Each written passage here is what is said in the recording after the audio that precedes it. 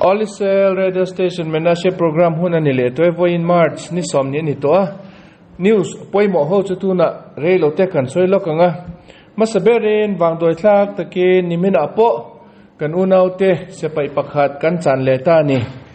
ama hi reserve duty tia ni amin chu Sebastian Hayon nan tia kumsom nga pakhat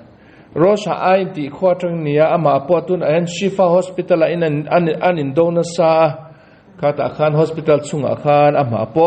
an fuin Hamas misol hovin an fuin chuan adam chok zo to lovani an nun an chan zo to lovani chubang chuan ama apo tharau ti fain omse kan pu kan pa ti zinga chol turin pathian in ama chu lo lalu to ro se nimina guse chiona terrorist attack lo om le a hey kong chi ra se pai ho duty ho an lo om lai takin an mani bul che khan motor pakhat ron dingin mase a license plate chu Israeli license plate ania a rong chu yellow ania chan mani pon an ring le lova an mani bul che lo ding kha chu zo da mi ani yang ti khanan lo ring dewa chon eng ma pon an ngai lova chon an ron chwakin driver pa chu ma chowin chon AK-47 ron kengin sepaite pani kha a pani ni an kap to mai ni a kap khan an pani ni na fuwa an om taka kap saka mase an thilo pathianin khai atran puina sa athi ehuna la tleng lovani mai ni athilo pakhat pa chu liamin atlua atluk nunga po asilai na kapa terrorist pa chu akap lum tho pa khop mai ni chan an paninin dam doina na matuna hian an rondam chok turin Dr. Horan Beiseya lau om lovanti alom omani hemiteris pa cho an kap chan thit top mai ni alom ome chon nimina bok hey Hezbollah ho in Lebanon atangin rocket tam to kanon kap lain pakhat chon sepai ho kem bula atla chon apua ka sepai te pa pani an liama mase a serious lovantia alom ome tulai ka fa pa po north an chon le to ka han zo ta nimina bomb po ka rocket ron tla ti ka sia indam te kan try ke mani ke mani lo kem dang pakhatania an mani po an try eng man boy lovantia alom omani chuan Gaza hian tun hian Shifa hospital an bon na boy pui chara an in don na sa ni tun lai a chan chu hospital lian ania John Israel sapai ho khan tuna hospital chunga khan terrorist an jon chu bupol chunga hriau pakhat in thuk ruzon angin an zong ania bupol chu are khop dona chu ba ka an ma ni hian terrorist an lo tam to lu tukani Shifa chunga hian nimina po news a share danin Hamas misolo ko mi zathum an chong kha an man to mi som riat ain chong an that to chuan ma se anin do an la zo lo mun khatin anin do zowa mun khatan kala an lo om zela mun khatan kala om zet tigan hospital chung kha an lo khat vek le tamai ni tuna hian Israel se pai hovin Shifa hospital a lo thilovin kan lak le ngai chu baka tuna in do ye zo hian that tewin an hoilam kan zon le ngai khoilai tang non kal le ron lut le ngen ma ni khoilai puk ne ron kal nai aron cho nai kan la mu lo awman hi ti an thre cheng ta ni Hamas chu sazu ang hian an cheng to mole ke achunga in khwa lo ma se an hoi an nom dewina kumin an om thei to don an puk siami ro pui lu tukani alom amani mina hey indona Shifa hospital chon Hamas ho senior commander pakhat po an thatan ti senior deu pakhat po alom amani chon thil mak deu pakhat chu nimina po hey Yemen na trangin Houthi hovin Israel hi missile na non ka pani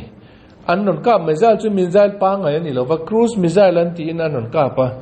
khoi trangin nge Houthi hovin cruise missile an non la an lak thi khoi trangin an nei ti chon Iran na trangin ani Iran in khoi trangin tinga missile advance changkang khoi trangin Iran on nei ti chon Russia trangin nei ni cruise missile an ti so amaka computer in program an tia anon so main an ramakhan af na tur khame pin an entira afu nge ni chu ni min akhan Yemen atangin anon kap kha aum zia anon thlok dan kha Israel ho in sapai hon an ngai to dan Tel Aviv fu to ron kala niang tia cruise missile aboy thlak na chu hetian lo dan lo ka thlak tum point na man hetian ama chawin hetian adu du na thok thi ni ama hian at alo dang tura bang oma se bang chira kan hetian man a thok thi ni chu chu ni a lau om ber chu ani le chu chu an ron kap chua kha amak lu tu ka tui pui sen ron thlenga tui pui sen chunga a hian ron thlengan atla top mai tu ma kap ni lovin ama chawin atla top mai tui pui sen chunga voi ni an non kap to hetang mizale voi ni tui puisen atla an ma ni point makan tilu tu kani tui puisen hi enge om zian ti top mai ni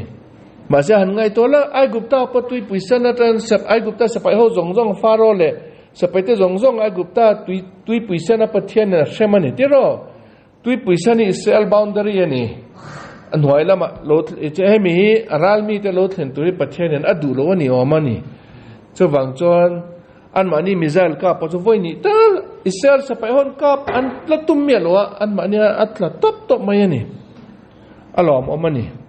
chon ni mina he Syria rama kan sap kan thlon kan chapai te air force en anju beya an kap na sa ka ti kha tuna news in ron chang chon Iran te sapai te kom general panga an TNT hemi airstrikes asan alom om lu tuk an ma ni chu heten Israel do dan tur supervised ti tur ron kalan nia aru ka ron kalan nia masa an ma ni an in meeting lai takin kan ma ni thon te zukalin an zukap cheveka cha ma ni pon thivek ton ti alom om lu tuk ani chuan khongai thak takin voin jingkara hei Tel Aviv pa veng chung pakata konga nula pakhat arwang athisa an nu chuaka kumsom thum vela ni yang an tia tu ngen la shlowa amin pon la shlowa tiuda jehut te po a om lova chu police te an kala ambulance ka an khan amma kha voi tam tak chema lo vitan ni lo ni no me an hung lam kha chem ni na heti an vit na kha at tre na santi enge achan pola shet lovania voin vel nak tu vela chon thil aron fight to mayang chuan rana na ti kho po in pakhat me ka nga ai ni tu pa chu thilo chowin atuk ve tang aron jong chok mana ama po akang na santi enge kan achan la shet lovani chuan thinrim thak takin Canada government in tu na hian bailon siama chu Canada government hen tun ahen Israel te hi sepai te thomno atran puina kumtin an pekha an peto don lo silai te silai mu te Israel government in an mani tangin supply an lei reng kha tun ahen an lei tur an phal to don lo vanti Israel government na minister Moshe Katz kha thinrim lu tu kin hetena soini ngai tharo Canada government nakina hemirali azo huna khovelin thu dikaron mu huna tunge adika tunge diklo ti cho arun cheng donga Israel tran puite Israel te atkan dik na hi khovelin in mu chwa ka chon adiklo te Israel do tu te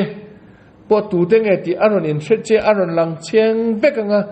khovel school jong in hemi in do na thu diklo lo tang ram ho ti in nang mani po arun soi don ani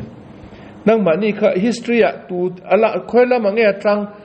athala mange pathian tran pui tu tenge pathian do tu tenge ti kha khovelin history in aziak dona share unang mani point om dona tin ashil topane Canada te prime minister hi chu Trudeau an ti chu khai englo lutuk mole thai boy lutuka ngai na om lovani India te official state official visit te kala prime minister Modi nen in mulai takin an mani ama zana in ama welcoming committee reception akan vai ho alam tu te khan on ko khan khan ama azwang chok na ma alam te jing ama pa alam tu tun mai ne prime minister Modi khan he himo Canada ho prime minister chu mi ani hi ti top mai ne chu tianga ani chu tianga thai boy ani ya hey chu ama government and ama cabinet and musulman tamsi so wang chuan Israel hot tuina ron omani maklo tukani chuan englo bb apo hian tun a hian American government na Democrat ho na ma an social engle personal ama hi an attack na salutuk to ma po aning to ni aning to ma po ni mena chun kema prime minister kani wanghen America government ne hian a government a control tu hi ne thade in back the hi eng tu po tu government po ni se thade back tu ri kat alo thelo wa kati anga ya chawang chon Democrat ho po hi Israel ngai na ni loti ka she chung in thade in back tu ka chan chu American min tran pui na ya tama an ma ni ya na kinan ka tang ti lo wang hian thade in back the ka so mani ya Masa Democrat hon tu na ni tenin kema social na le kema dem na le kema dulo na yan soi dengan azuda whole point. Hetian min do rangi chu ka pe to lo chu wang chon Democrat ho lung ti lung oi ka tum to don lo wati top. Chu wang chon Republican ho nem thado in back the chu kama ni to ni ti top mai ni. Adika Democrat ho chu Musliman ho ngai na lutuk khovela homo ho zong po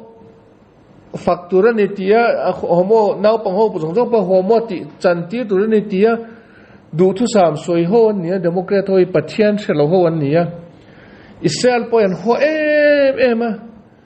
an mani chu in back the khel chongai lo ni hemite jing apo van wo thak takin juda te pon tel tamani chu chon lom Ezekiel bung som palia soi hi Armageddon rala gog magog rala ran huna Juda ho po Jerusalem do turin anun kaldon ti kha adik lutukani Juda de jing apo pathian thu shelo ho po hi tuna apo Israel do an tam lutukani Juda te nge po Musulman te inti duda nai ka pomlo ka zakani tia soite ama ange kan ti du na ke mani ram min tha chi mi lo da tura inveng po chu min phal lo wani ama kasin eng ponita se bibi patuna chuan hoi san na tle min ron nei to ni alom mani Republican ho nen thadeu in back te thazok mai an ma ni chu adike an ma ni ko party a hen judan tam lova wase Christian an tama Christian kul mutan tama Christian kul mutho chuan Israel fa te chu pathian fa te ni tian poma ke mani kan ni nain min ngai na min tran pui tum zo ka chu ma an ma ni back te ka tum top don to na tin asoi ni adik lu tukani chuan alom ama Germany ni mina khan hey CID ho in Musliman tlangwal pani zana anjumana enga tinge ti chon an pani ni hen ISIS member alo nia chon an ma ni hen Sweden omjuda ho kha an inte an income na te ka bomba han kapchet fake an tumani ome chu an in biak na kha CID ho na rukin an longai thla an telephone te kha chon an thresok ta pran khan juman ta ni alom mani chon Pakistan rama hey puk laya hey tian puk noya hey ang lo rang ka chak zong te an puk lai na kha thuk dewan lai to chon achunga khan gas rim chak lu tu ko mani chu ram dang ni ta se America te Europe te Canada te ni Israel po etian an lai na pu ka khan gas nam om to chon alai ho jong jong an kai choka chon gas nam phe khoi tang eng gas nge ti kha an thre chok ma jong jong tu man thok tu re na phal lo wani ma se Pakistan ti te Bangladesh ti te chu the tianga na tho ho eng lo poi mia lo wani ti mia lo nia an mani po ne eng mani lo ti ro in na thok ti zel ro ti khan an ti da khan a gas kha om jai methane gas ani methane gas ti chu propane ti le methane ti te chu apok ke chon na sa te wani an rim khat chak lu tuk me wasen na thokho khan an complain point an a supervisor eng mai ni lo den line in toy thi lu tuke an ti kan mani pan lai khan hey an tu thlo khan lung lian pui khan fu khan eng lo hi mei sel mo enge mei sel in ti mo mei sia treka ka khan gas kharon pok ta ni chu gas ron pok na sa em bom lian pui pok ang mai an ti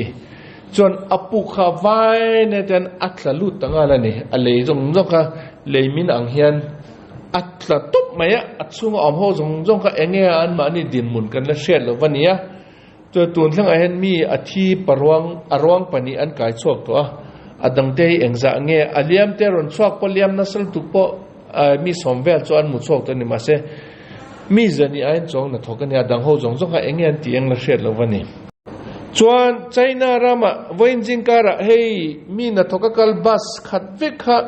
เองบัสไดรเวอร์ปะค่ะฮาร์ดเทคนิคเองเสียแล้ววินอับบัสค่ะคอนโทรลโจตัวแล้ววินฟูลสปีดอินอัตลานะซีเมนต์บางเลียนปุยปักเตไดเรกเนเตนไอ้ยังโลทลานดุตบมายาจวนตุนเห็นมีสมปลีอัฐิยามีสมทุมปัสริเลียมนัสลุตุกจุจอเลียมเตจิงอาปออดัมชอกโจลุตุเรียนตามันตีคงไอ้ท่าข้อมายันนี่ที่ในจูเอรินโลไลตะกับพอยทอลขัดที่เราเข่งทบทีนี่นุนนั่นให้การันตีอมโลนี่ที่นินกระดามแรงงานคุมเล็กก็มวงการเล็กก็มุเจลังตีการันตีอมเมียโลวันนี้จู่บางส่วนนี้ที่นักการถอเฮียนการหมุดไล่การเล่าที่ลบตาเกณฑ์การถอเฮียนจิงการเฮียนจุดได้จิมาเฮียนประเทศเนียนลองทุสวยนะอามาสเบรินกันติเซลกันถกขานเองมาดังที่มาอินคุมจังอินโมเดลอันนี้แหละฟันเนข้าที่ข้ากันสวยนี่กระดำตะกินกันรันชั่วกันรันเท่าเละตาก็หล่อไม่ประเทียนอาจารย์จูกันหนุนในเองมาการันตีอมโลกุมขัดกระดำแรงกุมสอมกระดำที่เองมานี่ขัดกระดำเบลังที่พวกการันตีอมโลกันมาตัวมินิปังอาพวกเองอรอนอมังที่พวกกันได้เชลวันนี้เจ้าบางจวนนี้ที่นักการที่เราจวนลองทุสวยตัวนี้อินเดียรามาพวกวันจิงการะบัสมีขัดฟิกข้าเลี้ยจังเงินอับบาสปุ่มปุ๋ยข้าจวงข้าตบไหมนี่อับปากเขาไหมบอมเบย์เนี่ยฮินดีฟิล์มต่ำนั่นเนี่ยอันมันนี่อัดไดรเวอร์ป้าพวกฟิล์มสตาร์หลังเดินหล่นง่ายนี่ยังจุ่มเลยอับปัสสันจะวันเราเสียจุมาเส้นวังเนี่ยตู้มันที่โลมีสวมทุ่มันเลี้ยมาเสียจูบักจวดที่อมโลวันตีงั้นหล่อมามันนี่จวนอาจวนนั่นตัวเรนนี่มีนักข่าว journalist เขาวินที่มักเดียวปกติมัว UNO building บุละ government building เลียนปุยปกติตั้งเอง officer เขาเวลาช่วยตัวรำจิสันรันช่วยตัวเขา meeting อันรันชัวก็อันมันนี่จริงอ่ะจวนเขาเวลาช่วยตัวเขาจงๆ minister ที่เต president เขาจงๆที่จริงอ่ะจนตัวเงี้ยอันรันชัวเราปุยเรารันชัวบารักโอบามาavan makan tija chu eng tijenge barak oma atun ahen ama kumriat ma president na zo to a pension ta dai ni lo ngi enga tinge khove la shoi to jong jong den anin mu kho ma enga tinge an mani pon an za e me man ti in mi khat an zo ta ni enge barak obama ya thil tum enga tinge ma hi tu na tlenga hian khove la million ho nen anin bek thi di kha ngai to na lo om to ni ma se pathian thu she ho watan ngai to se ngai lo waniอาจารย์การณ์สวยตอนนี้กุมสังหิเลติมาขันเลขบูตุนะจุดาโฮวินไบเบิลสคูลอันเชียร์จงกัมมาราอันที่หินอโลอินเจกต์ได้ไหมนี่กัมมาราเฮอัตปิกชันชันออกมาอัตปิกเตมิงจุเมสเซเขตบราขดติเตอมากิตินติเตอมาบาวากามาติเตอมาปะขตะเมสเซเขตเมกิลาติปะขตะเฮียนทิลมักเดียวปะขตะโลอินเจกันนี่รับบีเขาเลียนห้อยกุมสังหิมานี่ตอนนี้กุมสังนี่เลซาลีเวลกุมซาลีเวลมารับบีเลียนห้อยอันนินชุดดูนินอันนินเบียกหน้าให้เตียนอันนินเบียกหน้าจนอันนินจอดกวลจะยังไงเจ้าโคเวลรัลปุยให้เองติเกแกรอนอินทรานังที่อันนินเบียกหน้าอันจอดอันนี้รับบีเขาขนาดเชียนนายให้เตียนอันให้ติดทุนให้เตียนแต่อันมันนี่ประเทศทุเรียนอังคารอันสวยเวกะปักขัดจนให้เตียนอันสวยนี่โคเวลารำจงตรังอินอันนั้นมาอมจุดาโฮอันนนชั่วคุณะราลอินทรานังตีเฮียสวยขันอาเซียนเขาระบีดังโฮจนไข่ลงไอ้ที่ทุสวยจ้าฟันหมักบางเงี้ยเฮียงจ้าอมง่ายลงอันที่แกรำปักขัดปนิยะเจนจุดาโฮนนชั่วจ้ามันนี่มาเสรำจงอินอันมันนี่รำมาอมจุดาโฮไว้ขัดที่นั่นนนชั่วฟิกตีอันละอมง่ายลงเอาพวกอมหลวงจ้าบางส่วนอุทุสวยจ้ารินฮาร์ครอบไม่ยันตีนอามาค่ะอันเองเราอันเนี่ยละนี่จู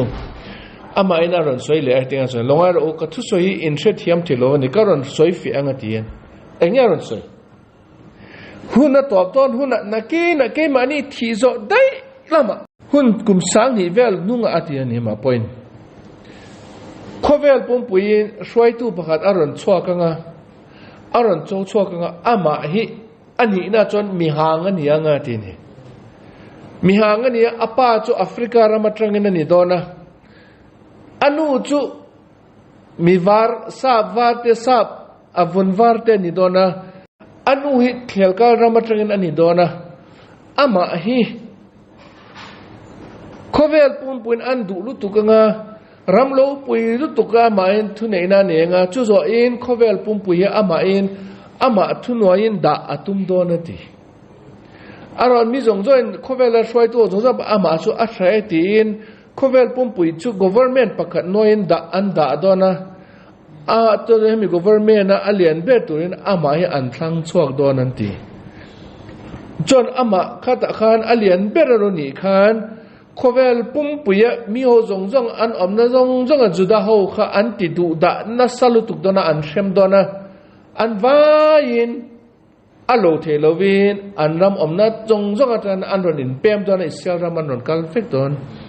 hemi huna chon pathianin o ka fa te zong zong isel ram an ron thleng le toy tin khata tang kan armageddon an ron in tran dona ti ni amak chu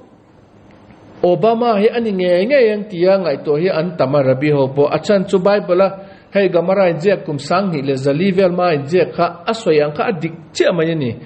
Obama apa chu Africa rama Nigeria nge Kenya ni zo kan yang karin ami hang ho nia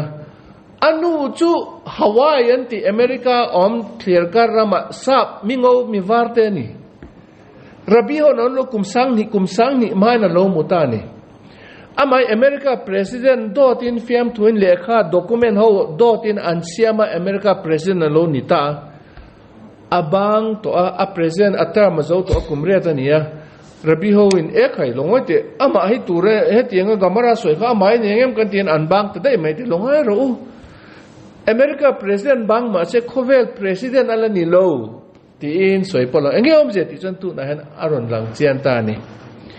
UNO hian tun an khovel pum pui hi UNO noya da antuma program plan an siamani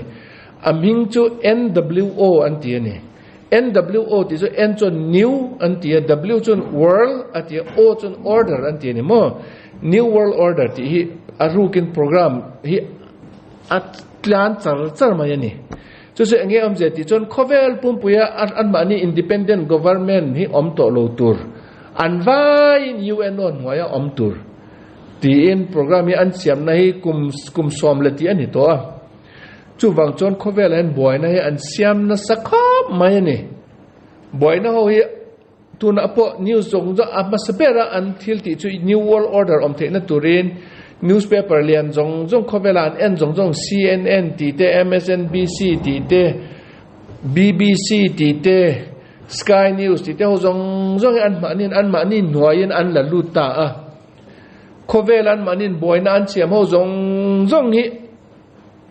ale khu vector azep turin anin befel vector ni chu wang chon Hillary Clinton swal na zong po news ho pakhat ma pon an soi lova Obama in diklo taka president ani idan te po news on an shet chung an soi lova Joe Biden adiklo taka president atlin poi an shet fik ima se ashelo ang news report po an tilovani chanchun new world order ti organize englo hian he programa aswai tu ho zong khan news ho zong hi poisa in an lei chok fekta ni an ma ni hian tu na hian khovel pum pui hi UNO noeda turin an soma chu alu bertur Roy tu rural tu nge ti chon Barack Obama pathian thu je thuk lutukani chu bang chon lom news ho zong India ram nita se America nita se Israel ram nita se Europe nita se khovela poimo news khovela mi hring ho amita war pha na tur news ho chu news on an report lo top mai ni tuna pakat ka soyanga hei poi makin ti don ani amak takin khovel pum puya government zong in voi khatin in pum khatin anram om thai chi tu lo nei tu te zong tax dabalin an ron ti ni India po America po Europe po Asia po China po government jong an ramat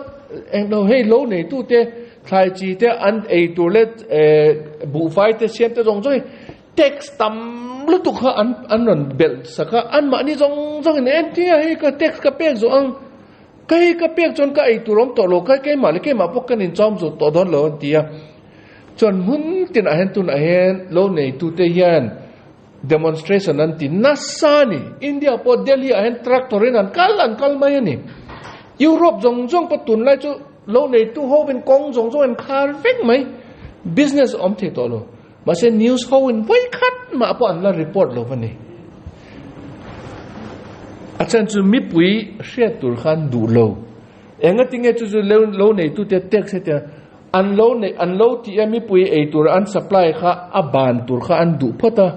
drama lo oma mi tam tok an thi tur an du ani kha ta khan mi an thi hey mana om corona covid puha hey an mani khovel pumpuan new world order a UNO in thuane thena tur plan an non ti than na an non en chin na ni kha eng chanin nge a thang eng change hi tia en chin nai an mangani kha an plan vek he tiang zo jong hi chu chunia kan rabi ho in kum sang hi zalima nan lo hriat san ni to a thil makani lo ke mani ta tu jan pathian thu chair ho ta tu jan thil makani me lo wani chawang chuan kan wang nei chuan armageddon kan mu man em don ani kan mu em tu na po khovele na ilu tuk to chawang chuan pathianin ke mani abikin menashe fa te hi men loveng jel sa chan chu ke mani kan om na hian India rama po tu na hian atam zo ki unaw te hi menashe fa kan ni ti online fe chok lo hi an la tam zo ka chu wang chon an mani jong po kan ni na tak juda fa te kan ni na tak ya anon in fet chwa ka Israel rama anon pem du na turin pathianin kan nil ruwa naron thokse chon min veng reng sela juda te kan ni na wangin kan om na penga ral do na po boy na jong pathian min lo veng jel se kan ral do jong kan he zel na tura India ni se Burma ni se More ni se Bangladesh ni se Mizoram ni se Israel ram ni se kan ral do jong kan he zel the na turin pathianin kan juda ni na kan Israel fa te ni na the ni lovin min lo tran pui zel ro se news kan tu na han lu che ka thengil po ma cho kan soi lo ka englo tu na lo thleng tu nak tu khi Thursday ni hi hey lal Esther lal nu Esther chongai ani tanit Esther chu khowara tangin RC Pathum mu thleng ania nileng chongai ania pache chongai fast anti chongai te ni khote jinga a englo berania a serious lo ber ti ma yang a strict lo berania chu wang chuan tu po chongai zo lo in om chuan idam lo phalo na turin cho ngai point 8 the mai ani tui in ngai point tui in the mai ni ti chu rabi ho nan soisa nia chu lo hre tu ra poi mo a chu ba ka hey tuna sabat lo thleng tur hi azo hian moche sabat hi purim kut ain tran to a chu wang chon Megillat Esther ngai thak nge ania Esther thon thu sim ngai thak nge moche sabat atangin ngai thak tur ani to ni kha khalo thengil lo tur ani Esther hey moche sabat voi khat kan ngai thlanga chon Sunday zinkara in khom na pa voi khat kan ngai thle don voi ni ngai thak ka nga ya chuan nu ho ta turin asana che na om mai the chu nang mani in khom na be kin se jong lo zot fel mai ro min an ti na hun en ang vek lova chu wang chon eng tik ange ke man ka soi thelo Jerusalem om ho ta tu chon nak sabat zan hi kut purim kut ani don on mani chu Sunday zana tangin Monday ni leng hi an mani ta tu chon purim kutani susan purim ani chu lo hriat angai poka chu ba ka alom om news pakhat aron lang tu na khan kum tin an khovela hian World Happiness Report anti om chu survey ti tu tenge ti ka selo UNO te ti nge ka selo tu tenge ma khovela nam jong ram jong an kal kolin an ham mi te hi enge an kho an rama an om na hi an lom la an lung oi lung ki mem an englowe enge an ram no man ti long ti hi an zot na hi kum tin an zot zelani chuan tun kuma an zot zo to a cho a result cho ran langa mặcข้อหมายที่ไม่ยังเฮ้โคเวลมีเตอันลุงคิมน่ะเบรรัมเตจูอามาสเบรจูฟินแลนด์อันที่ยุโรปอามันเนี่ยอัปนี้น่ะจูเดนมาร์กจูปจูยุโรปเตบกอัปทุมน่ะจูไอซ์แลนด์จูปจูยุโรปบกอัปลีน่ะจูสวีเดนจูปจูยุโรปบกเนี่ยอัปงาจูมักตะเกนอิสราเอลละนี่อิสราเอลมีเตฮีอันลุงคิมอันรามาอมิลุงออยนี่จูอัปงาน่ะเนี่ยอัปรุกน่ะจูฮอลแลนด์ปัสรินอร์เวย์ปารีสลักเซมเบิร์กปักวาสวิตเซอร์แลนด์อสมน่ะออสเตรเลียสมปะกันน่ะนิวซีแลนด์สมปะนินน่ะคอสตาริกาสมปทุมคูเวตสมปะลีออสเตรียสมปะงาแคนาดาสมปะรุกเบลเยียมสมปะสริไอร์แลนด์สมปะเรียเช็กรีพับลิกสมปะกัวลิทัวเนียอสมนี่น่ะจูยูไนเต็ดคิงดอมอังกฤษอันนี้จูอาดังโฮจงจงอีเอ็นละอามักโลวะอาจารย์จูอันนั้นมาบ่อยนะที่อมโลวะรัลอินโดปอมโลวะอารามเฮาสานี่อามิปุยเตปนจังกังอ่ะบ่อยนะตุรอมโลวะหนัวมันตีจูอามักโลวะนี่มาเสอิสราเอลรัมนี่ตีน่ะบ่อยนะอมนี่ตีน่ะชุนละจานะรัลอมมุสลิมานอนถามินตุมคอเวลปุ่มปุยอิสราเอลเตโดนะอินเฮตียนdemonstration เตียนที่เฮตียนคอเวลอินอิสราเอลเองติงเอกันเสมังเตียงไอโตนี่ตีน่ะอมลายินอามิปุยเตจูอันลงอ้อยโตกันยังอันรามาอมจุนัวมันเตียอัปงานาอินอันรันเทงจูอัลลอมอมก็ติลุตุกันนี่เฮียเอ็นจวนจุดาฮาวิจูอันรามาอมมันนี่จวนนัวมันเตียอันริรูอัคมวนนาอันเนนี่อันรามาอมนี่นานะจูวังจวนอัลลอมอมจูก็รันช่วยเดอดังเขาจงเอ็นุลายุโรปรัมเบกันเนี่ยยุโรปจนนำลอมลุตุกอันมานี่รำจนทรัมป์ที่จะป้อมโลบ่อยนะป้อมโลเฮตียนอันรำป้อไฟลุตุกันเนี่ยจังกังลุตุกันเนี่ยอันมานี่จนลุงอ่อยจูเอาออกมานี่มาเสอิสราเอลรามีเองติกไล่อะป้อบ่อยแรงฮาร์สันนาอมแรงข้ามีปุ๋ยเตะข้าลุงอ่อยข้ามีข้าเวลปุ่มปุ๋ยจิงอะปังงานาอันนั้นเขียนจูอัลลอฮ์มาโรปุ๋ยกันที่นี่จูการหันสวยเบลดูโลกันนี่จู